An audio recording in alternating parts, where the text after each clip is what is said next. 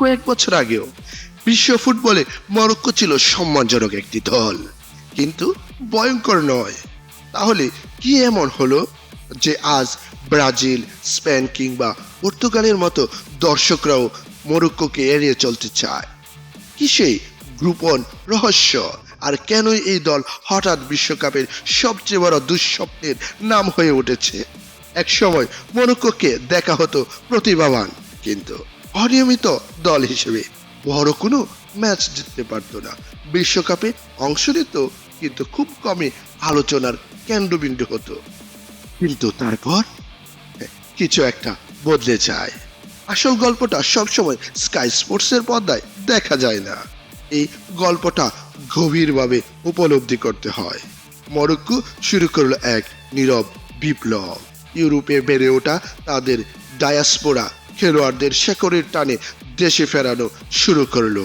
তৈরি হলো আধুনিক এবং বিশ্বমানের ফুটবল একাডেমি।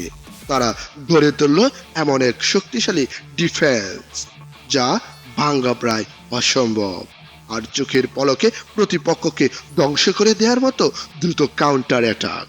আর এই পুরো মাস্টার প্ল্যানকে এক সুতোই গাঁথলেন ওয়ালিদ রেগ্রাউইয়ের মতো বিশ্বমানের কোচ।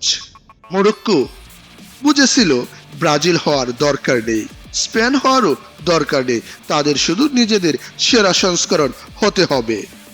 সবচেয়ে বড় পরিবর্তন এসেছে মানসিকতায়। আগে তারা জায়ান্টদের সম্মান করত, এখন তারা জায়ান্টদের হারানোর পরিকল্পনা করে। আগে হয়তো ব্রাজিলের জার্সি দেখে ছবি তোলার আবদার করত, আর এখন সেই জার্সি দেখলেই ম্যাচ জেতার কৌশল খোঁজে।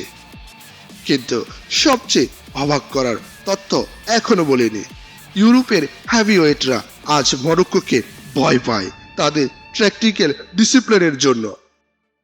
11 জন খেলোয়াড় মাঠে যেন একক সত্তা হিসেবে কাজ করে। তাদের টিম কেমিস্ট্রি এবং ফিজিক্যাল স্ট্রেংথ এর সাথে যখন ফেয়ারলেস ফুটবল যুক্ত হয় বা ডর ভয়হীন মানসিকতা যুক্ত হয়, তখন যে কোনো আক্রমণ বাকি খেয়ে হারিয়ে ফেলে। মরক্কোর সবচেয়ে বড় তারকা কোনো একজন খেলোয়াড় নয়, পুরো দলটাই তাদের সবচেয়ে বড় অস্ত্র।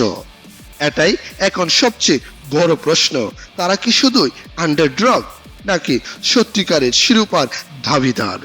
একদিকে অনেকেই বলছেন বিশ্বকাপ জিততে যে স্নায়ুচাপ এবং অভিজ্ঞতা লাগে তা এখনো তাদের পুরোপুরি নেই, কিন্তু অন্যদিকে যে দলটা পর্তুগাল, স্পেনের মতো দলকে কৌশলগতভাবে বোকা বানাতে পারে, তাদের আর আন্ডারডগ বলার সুযোগটা কোথায়? তারা প্রমাণ করেছেন 90 মিনিটের ট্যাকটিক্যাল মাস্টার ক্লাসে ইতিহাস নতুন করে লেখা যায়। ফুটবল ইতিহাসে অনেক দল এসেছে, কিছু দল চমক দিয়েছে, কিন্তু খুব কম দলই নিজেদের পরিচয় বদলাতে পেরেছে। মরক্কো সেই বিরল দলগুলোর একটি। আর হয়তো বিশ্বকাপ 2026-এর সবচেয়ে বড় রহস্য এই মরক্কো। পরবর্তী পর্বে কোন দলের গোপন রহস্য দেখতে চান? জাপান, নরওয়ে, স্কটল্যান্ড নাকি কলম্বিয়া? কমেন্টে লিখে ফেলুন।